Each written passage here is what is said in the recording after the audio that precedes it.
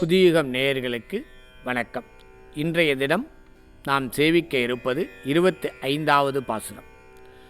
நேற்றைய பாசுரத்திலே கண்ணனுடைய கீர்த்திமையை, வீரத்தை போற்றி பாடினாள்.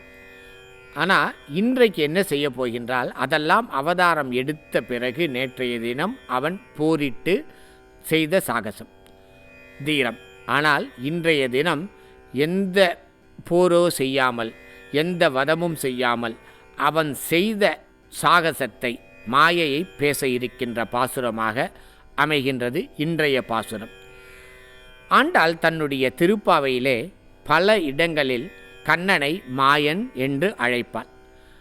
மாயனை மண்ணுவட மதுரை மைந்தனை மாமாயன் வைகுந்தன் என்று வல்லானை மாயானை பாடேலோர் எம்பாவாய் மாயன் மணிவண்ணன் நென்னலே வாய் நேர்ந்தான். இப்படி பல பாசுரங்களிலே மாயன் மாயன் என்று அழைக்கின்றாலே, அவன் செய்த மாயம் என்ன என்பதை காட்டுகின்ற பாசுரமாக இன்றைய பாசுரம் அமைகின்றது.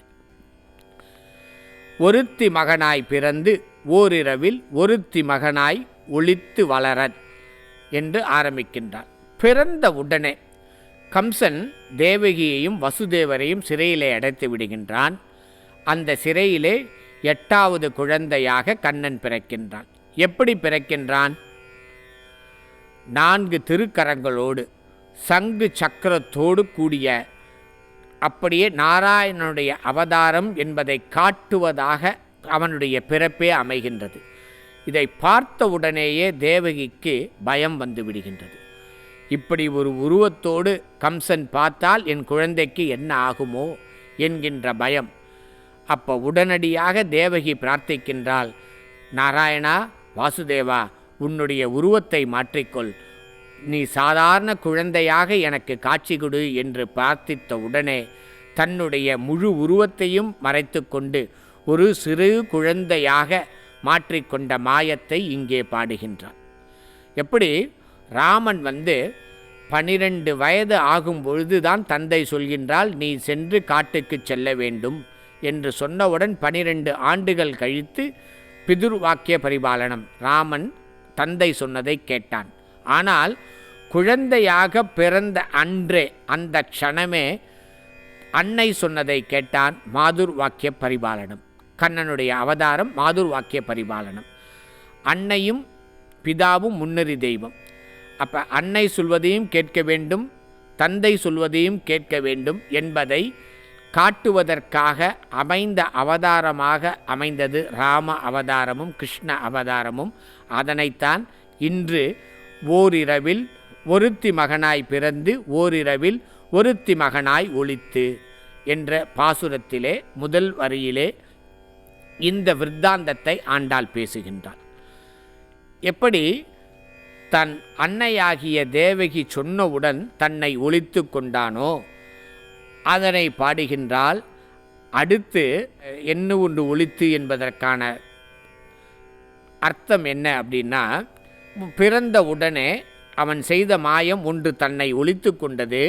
அடுத்து அங்கிருந்த காவலர்களெல்லாம் உறங்க வைத்துவிட்டு யமுனை நதியை விளக்கச் செய்துவிட்டு கோகுலத்திற்கு சென்ற மாயம்.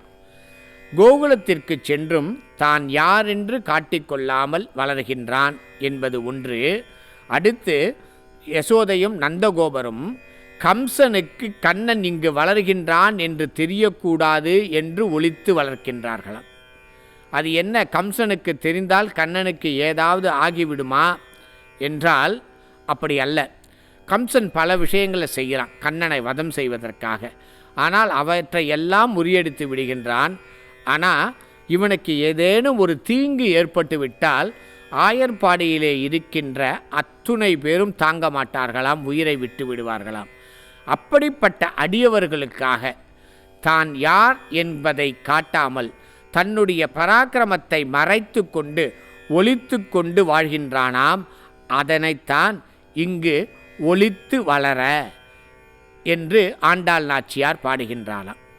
ஒன்று வசுதேவரால் இங்கு மாற்ற கொண்டு வரப்பட்ட மாயம், யசோதையால் ஒளித்து வளர்க்கப்படுகின்ற மாயம்.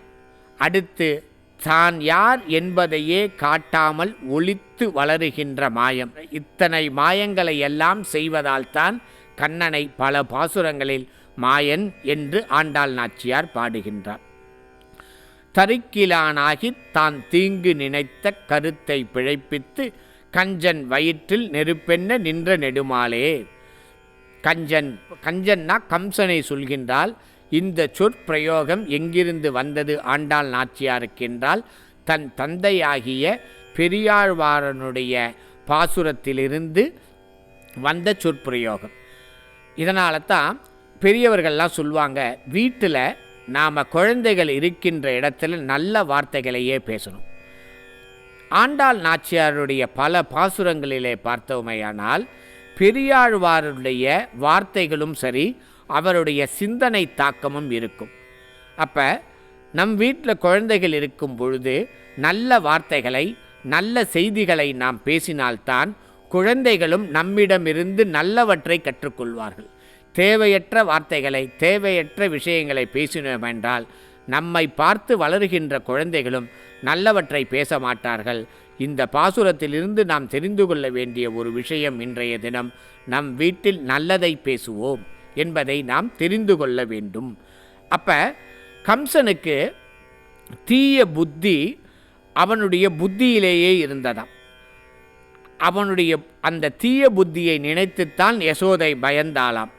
தன் சக்தியை கொண்டு கண்ணனை அழித்து விடலாம் என்கின்ற தீய புத்தியினால்தான் பூதனை, சகடனை, வத்சாசுரனை எல்லாரையும் அனுப்பி வைத்தான் கம்சன். ஆனால் இப்படி நினச்சான் இல்லையா, நான் ஒவ்வொருத்தரையாக அனுப்பிச்சு கண்ணனை வதம் செய்து விடலாம் என்று அவனுடைய நினைப்பினை கருத்தை பிழைப்பித்து காண்பித்தானாம். அப்பா, நீ இப்படியெல்லாம் நினைக்கிறது ஒன்றால் இப்படியெல்லாம் என்னை வதம் செய்து விட முடியாது என்று பிழைப்பித்து காண்பித்தானாம் கண்ணன். அப்படி ஒவ்வொருத்தரையாக வதம் செய்வதனால் கம்சனுக்கு என்ன ஆயிடுச்சு, பயம் வந்து விட்டது. அவனுடைய வயிற்றில் கண்ணன் போய் நெருப்பாக நின்று கொண்டு விட்டான். பயம் என்கின்ற நெருப்பாக நின்று கொண்டு விட்டான். நெருப்பென்ன நின்ற நெடுமாலே. அப்படி கம்சனுக்கு பயமாக வந்து நின்ற நெடுமாலே, கண்ணனே உன்னை அருந்தித்து வந்தோம், உன்னை வேண்டி வந்திருக்கின்றோம், உன்னிடம் யாசித்து வந்திருக்கின்றோம். அப்படின்னா உன்னிடம் யாசித்து வந்திருக்கின்றோம் என்பதை தாண்டி உன்னிடம் மட்டுமே யாம் யாசித்து வந்திருக்கின்றோம். பறைதருதியாகில் எங்களுடைய பிரார்த்தனையை ஏற்பாயாகில் எங்களுக்கு என்ன தர வேண்டும்? திருத்தக்க செல்வமும் சேவகமும் யாம் பாடி பரமாத்மாவான உன் அடியிலே சேவகம் செய்கின்ற பாக்கியத்தை அருள வேண்டும்.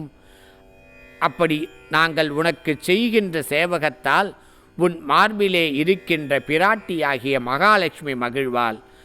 அவளும் மகிழ்ந்தால் எங்களுக்கு என்னென்ன தேவையோ அவற்றை தருவாள். அப்படி வந்துவிட்டால் எங்களுக்கு என்ன கிடைக்கும்? வருத்தமும் தீர்ந்து மகிழ்ந்தேலோர் எம்பாவாய். உன்னுடைய திருவடி சேவை கட்டிவிட்டது என்றால், உனக்கு சேவை செய்யும் பாக்கியம் கிட்டுவிட்டது என்றால் எங்களுடைய வருத்தம் நீங்கி மகிழ்ச்சி பெருகும் என்பதை இன்றைய பாசுரம் மூலம் ஆண்டாள் நாச்சியார் நமக்கு காட்டுகின்றாள்.